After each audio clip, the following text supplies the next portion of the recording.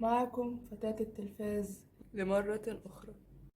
ماشي، ده الفيديو تكملة الفيديو الأخير من بروجكت بلو بيم اللي أنا بتكلم فيه عن الحاجات اللي لونها أزرق اللي أنا بحبها.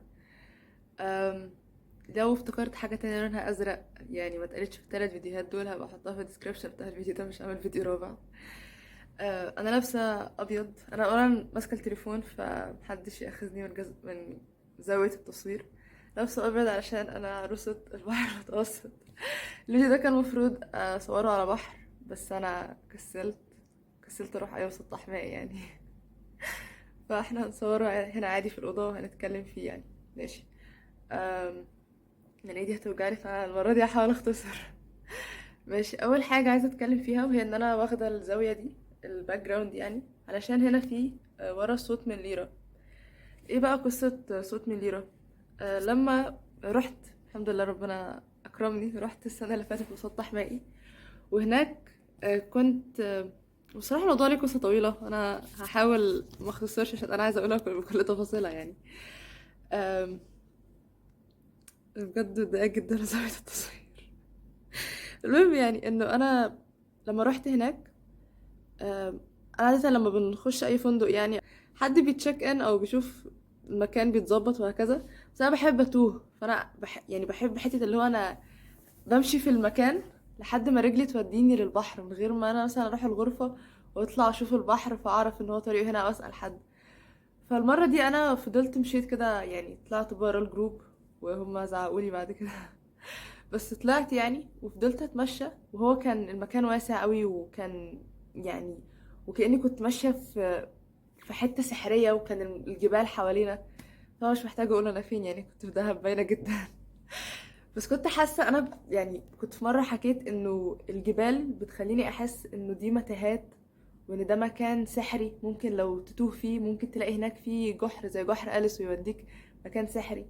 فانا كنت حاسه ان يعني الطراز بتاع الفندق كان ليفلز مبني على جبل، وكانك قاعد في اليونان. فكانت دي بالنسبه لي حاجه مبهره قوي، كنت حاسه ان انا فعلا فعلا ماشيه في العالم السحري ده بتاع الجبال. والبحر مش بيبان يعني، انت عمال بتنزل انت شايفه من بعيد، بس كل ما تنزل تلاقي مسافة اطول مسافة اطول. وشفت هناك زهور، كنت لابسة رداء لونه احمر، بينك، فكان في زهور لونها بينك. حسيت ان انا كده اللي هو ده الويلكم بتاعي، اللي هو انت مرحب بيكي هنا، انت شبه المكان. الورود دي شبه ردائي. فالمهم فضلت ماشية لحد ما لقيت البحر. وقتها كان يعني انا مش خبيرة في البحر الاحمر، مش خبيرة في اي بحر. بس وقتها بعد كده فهمت يعني انه كان البحر السحب عالي، فكان الشط باين، بس الشط مش رملة، الشط كان شعاب مرجانية، وكان فاضي قوي. والفكرة انه يعني الشط مش معمول بحاجز بينك وبين الناس اللي بره، لا يعني انت ممكن تمشي على الشط ده وتطلع بره الفندق. بس هي الفكرة انه المكان غير مؤهل تماما، ممكن يطلع عليك كلب، ممكن يطلع عليك اي انسان غريب يعني. اللي هو الشط واسع قوي والفندق مش عامل اي حاجة. ودي كانت بالنسبة لي يعني شكل من اشكال الحريه كده، وان البحر على امتداد البصر مفهوش مصدات، دي برضو كانت بالنسبه لي اللي هو واو. ف كان السحب عالي، وانا كنت مفكره ان ده بقى شكل الشط العادي، بس لا، طلعت ان هي دي المومنت المناسبه لمريم غازي انها تيجي. عشان كان الظهر الصراحه. فقعدت يعني زي على الميه، مش فاكره ازاي ما اتبلتش، او غالبا اتبليت وما اهتمتش يعني، مش متذكره حقيقي. بس انا فاكره ان انا قعدت، وكان المكان واسع وفاضي وقرب انسان بعيد قوي. فانا زي حسيت ان يعني انا فكيت الطرحه بتاعتي شويه، وخليت الهوا يعني اللي هو كان اي حد من ورا هيشوف ان انا محجبه عادي، بس من قدام مفيش حد بقى في الميه. فكان احساس حلو قوي ان الهوا يدخل شعري الصبح يعني. اوكي ممكن تعمل كده بالليل في اي حته على البحر في اي مكان في العالم ما فيهاش اضاءه كويسه، ماشي. بس انك تعمل كده الصبح الساعه 12 الظهر، دي كانت بالنسبه لي اللي هو جامده. فالمهم انا يعني اول مره الاكسبيرينس دي، فانا يا ربي مش لاقياها، الانتظار. ماشي، فانا كنت قاعده، فهي الارض انا هحط صور يعني اللي انا صورتها. فكانت الارض تحتيه يعني شعاب مرجانيه، يعني مش شعاب مرجانيه بس ارض صخريه، اللي هو انت مش قاعد على رمله يعني، في زي ميه خفيفه، وتحتيها بقى اللي هو تعرجات شكل الشعاب المرجانيه وكده. فانا المكان اللي كنت قاعده فيه كان فيه زي اللي هو يعني انت قاعد وممكن يبقى فيه تجويف. فانا عارفه ان في الحياه البحريه ممكن الاقي تحت كابوريا مثلا، ممكن الاقي سمكه. بس السبب ما انا كنت حاسه جدا ان انا عايزه احط ايدي في التجويف ده.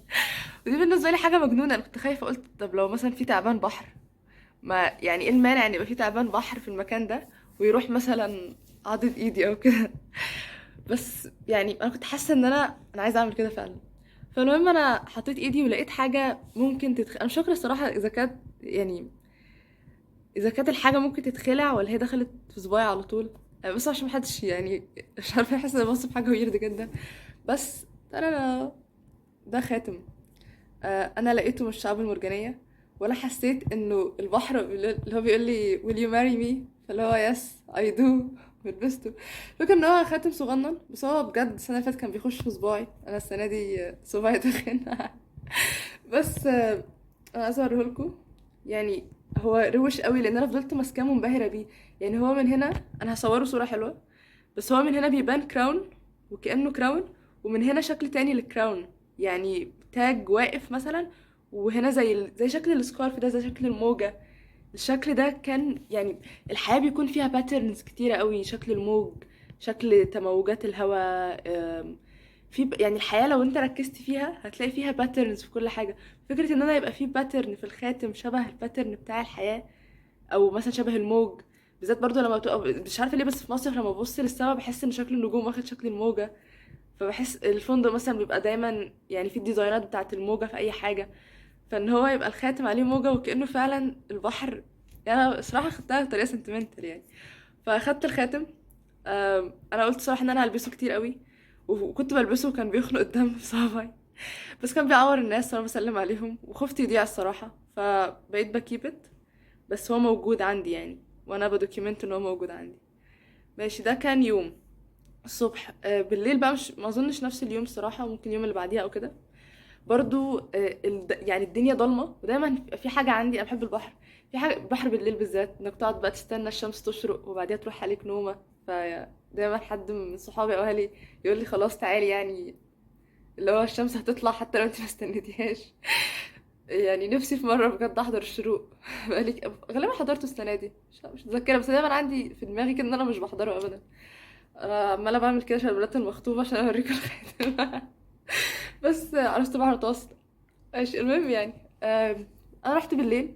فدايما في البحر بالليل هي شعورين. يعني لما بتبقى راكب عربيه طالع مطلع، بتحس ان انت طالع لاخر الارض. ان المطلع انت مش شايف حاجه غير قمه المطلع، واول ما بتطلع بتكتشف ان في طريق تاني وراه. بس في اللحظه دي بتحس ان انت خلاص بقى اخيرا وصلت لخط الافق، وبتكتشف ان الارض دائريه ومفيش خط افق ولا حاجه. البحر بالليل لو مفيش اضاءه هتبقى السما ممزوجة بسواد البحر، فبتحس ان انا بحس ان انا واقفة عند ظلام جدار اسود من العالم كده. زي مثلا جيم كاري في الفيلم اللي هو مش عارفة ايه، ترومان شو، اللي هو بيبقى فيه حاجة يوصل لآخر الأرض. أي حتة من الكرتون أو لعبة ماينكرافت اللي هو بتفضل ماشي لحد ما توصل للسما كده ثابتة. فبحس ان انا وقفت يعني، وكأن انا عايشة في تلفزيون كبير، الدنيا مسرحية. وده بقى اللي هو اخر التلفزيون، اللي هو الظلام، الشاشة فصلت. وده شعور بالنسبة لي بيبقى مريح قوي، لانك يعني بتعتمد بقى على الضوء الخافت قوي من النجوم، صوت الموج. حس ان البحر وقتها فعلا بيكون مخيف. كان كتير اللي هو لا ما تنزلش البحر بالليل، بس في مرة عملتها. ما حسيتش التجربة سحرية قوي. بس كانت يعني انا حاسة ان البحر فيه بجد. يعني مثلا ابطال مراكمي دايما بيعزلوا نفسهم في كوخ او في حته. انا ممكن اعزل نفسي في قاع البحر مثلا. لو عندي فكره مجنناني ممكن اعزل نفسي في قاع البحر بالليل. اصل تخيل حد، يعني تخيل انت واقف فجاه لقيت انسان بيعوم بالليل في نص البحر. هو عادي الصبح مش هيغرق لو هو بيعرف يعوم، بس ده بالليل ممكن يبقى فيه دوامه، ممكن يبقى فيه حريه بحر تشدك لتحت تاخد روحك. المهم يعني، فانا ما كنتش رحت بالليل، انا كنت رحت مثلا على العصر كده، وفضلت قاعدة. وعلشان المكان حرفيا فاضي، فانا يعني اللي هو المكان فضل يضلم يضلم يضلم. فانا رحت ممدد يعني مش يعني ساندة ظهري على الارض، عشان مش عايزه اقول اي كلمه تانية. بس نمت على الارض، مكانش في اي مخلوق حواليا، وكانت الدنيا ضلمه. وغمضت عيني وقعدت اسمع صوت البحر، وكنت حاسه ان انا زي حورية بحر. ودي بجد ما اظنش ان دي ممكن تتكرر في اي مصيف، يعني انك تروح فندق، يعني لو الفندق لسه فاتح جديد او مهجور او مش عارفه يعني فندق الدولفين ده بريفرنس لروايه من روايات مراكمي، ان هو بيروح فندق والدولفين، يعني الفندق تروح مره واحده بس في حياتك، وغالبا انا مش عارفه اروح المكان ده تاني.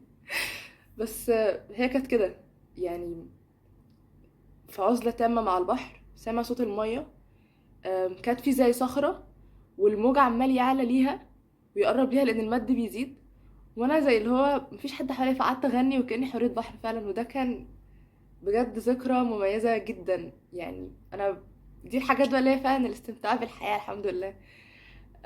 فكان في صخرة واقفة، يعني هي زي هربانة من الشعاب المرجانية. فانا فضلت بصلها وقلت دي صخرة جميلة قوي، كنت حاسة يعني براحة بال كبيرة قوي. فقلت يعني انا ممكن اخدها، بس قلت دي بتاعة البحر، لو انا خدتها انا كده ابقى يعني خدت حاجة مش بتاعتي.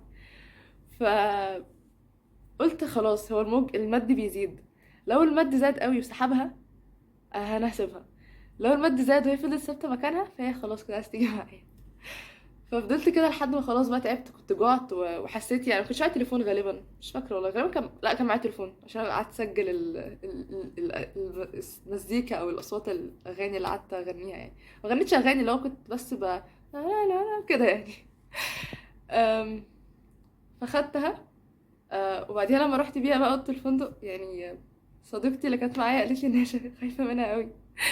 بس انا عايزه اوريكم شكلها. آه آه آه آه. انا كده صورة صورة احلى. أي.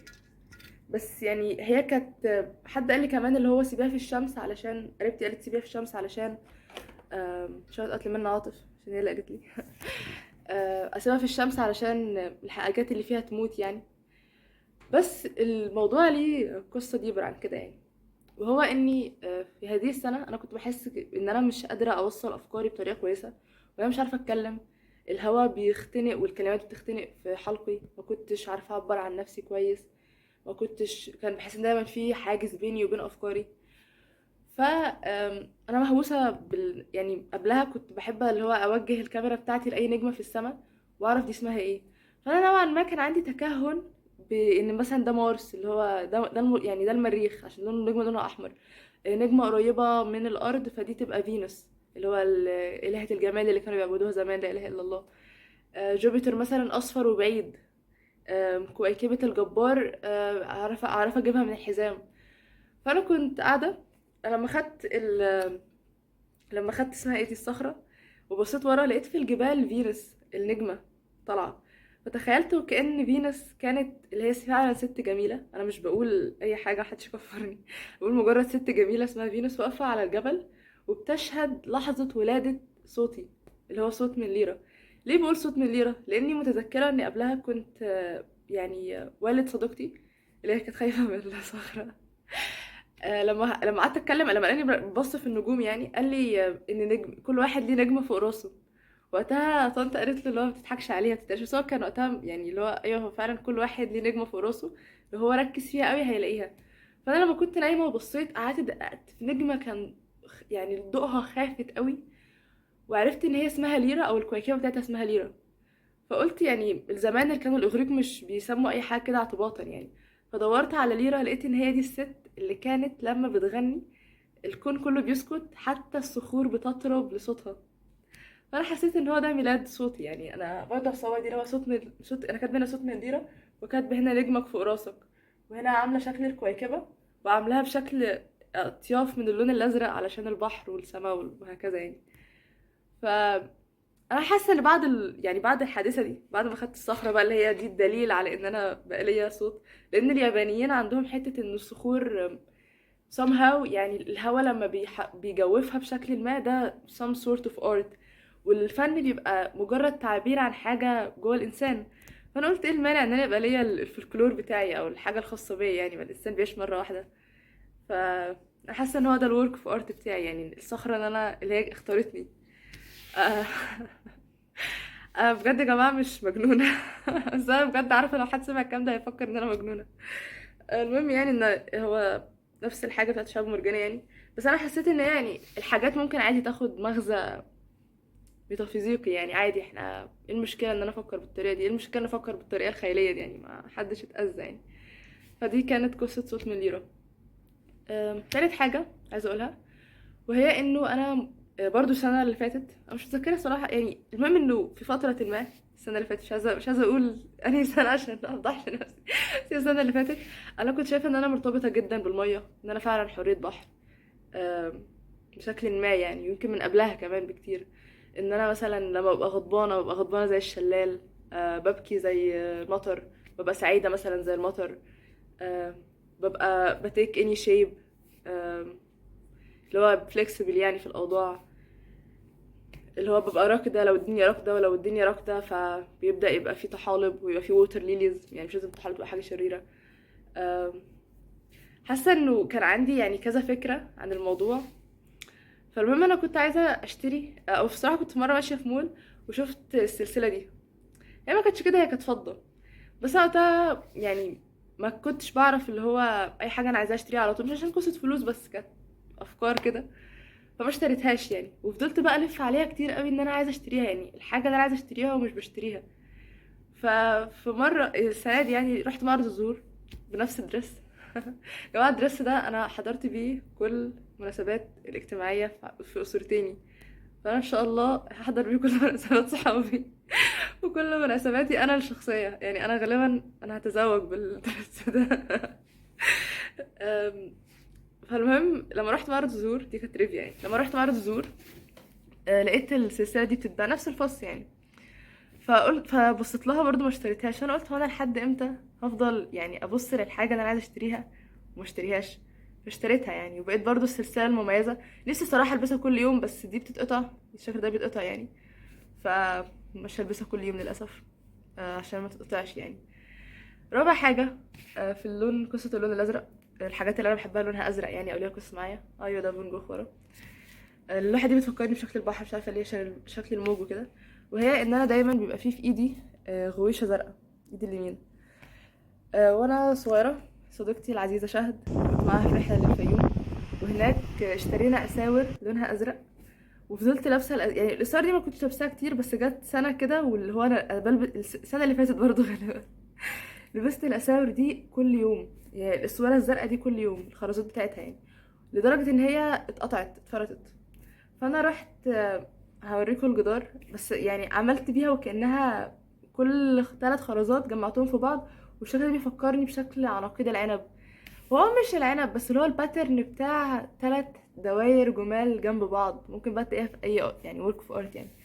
فلما كنت في دهب برضه مغامرات الدكتور بتاعك في امريكا، الغرفه بتاعتي حديقه مرمر السريه دايما فيها اللون الخط الازرق ده، برضو كناية عن وكأن دي المية اللي بتجوب عقلي وافكاري، ان انا بشوف ان الاوضه دي مجرد البروجيكشن بتاع دماغي بره، لان الاماكن هي بشكل ما البروجيكشن بتاع الانسان، اي مكان بتقعد فيه كتير بشكل ما بيبقى شبهك او انت بتبقى شبهه يعني. فده لو امتداد اللون الازرق، وكأن هو المية اللي بتجري في اي مكان. انا برضو في حتة المية انا بحب العمارة الاسلامية جدا، علشان الحاجات الاندلسية. آه، مش بحب اللي هو الجنائن الغربية علشان المية بتكون راكدة فيها. المهم يعني، فلما كنت في دهب لما كنا راجعين كان في بنت اسمها، مش صعب مش متذكره اسمها، انا قعدت اقول ان انا مش هنسى البنت دي ابدا، وهرجع اكيد دهب في يوم من الايام واشتري منها تاني. صحابي قالوا لي انها ضحكت عليا عشان باعت لي اغلى، يعني هي مثلا دي بتتباع بره ب5 جنيه، وانا مثلا دفعت فيها 20 جنيه او 30 جنيه، مش فاكره يعني لو ما كانش اكتر. بس المهم ان انا اشتريتها، هي كانت يعني حاجه بتتحط في الشعر، بس انا ربطتها وخليتها غويشه، وهي الحمد لله لحد دلوقتي في ايدي. انا مثلا بقالي كام شهر كتير يعني، ده من سبتمبر السنه اللي فاتت، فما اظنش انها تتفك ابدا. يعني انا بحبها اللون الازرق، حابه ان في حاجه لونها ازرق دايما في ايدي. المهم اخر حاجه هوريكم صوره، بس عايزه اوريها لكم على ارض الواقع، فخليني اعمل كده. ماشي، انا كنت عملت الفرع ده من الورود، وكان هو مكمل يعني، بس هو وقع وانا كسلت اجيب الكرسي اعمله. فهي دي الاساور بتاعت الغويشه يعني، مع الورد بقى. فبقالها فتره انا بحب البتاع دي. الصورة بقى توضحها اكتر. واخر حاجة دي كنت عملتها لان انا مهووسة بالحيتان، وكاتبة هنا لست نقطة في محيط بل العكس. دي انسبايرد بالجملة بتاعت سيدنا علي ابن ابي طالب، وهو بيقول اللي هو وتحسب انك جرم صغير وفيك ينطوي العالم الاكبر. فاللي هو الانسان مش نقطة في محيط واسع من البشر، ولكنه محيط واسع محشور في نقطة واحدة وهو جزئين منه يعني. وده بقى اللي هو الحوت يعني. اتمنى اشوف حوت على الحقيقة. لو رحت البحر اصور يعني. لو رحت البحر قصدي اصور هصور. ولو رحت شفت حوت ان شاء الله اصور. تابعوا على انستجرام عشان ممكن اكسل اعمل فيديو. دي الصخرة وده الخاتم عشان لو كسلت احط صور يعني. ده صوت من ليرة. و directed by مريم. علشان من قدام في ثانية. من قدام في اللي هو at least there's proof of my existence، اللي هو انا بعمل الفيديو ده عشان على الاقل في اثبات لوجودي في الحياة. والنهاية بقى اللي هو directed by مريم. طبعا في طريقة روشة اعمل بيها الموضوع اكتر من كده، بس ده المتاح يعني. عايزة اقول باي باي. باي. انا هقعد هنا. ده البحر.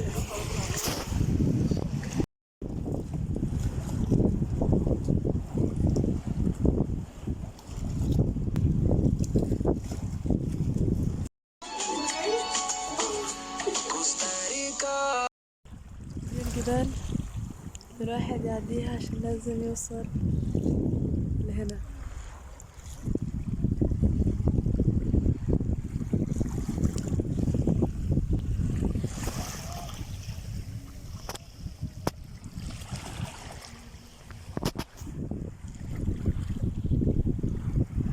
بس لقيت ايه؟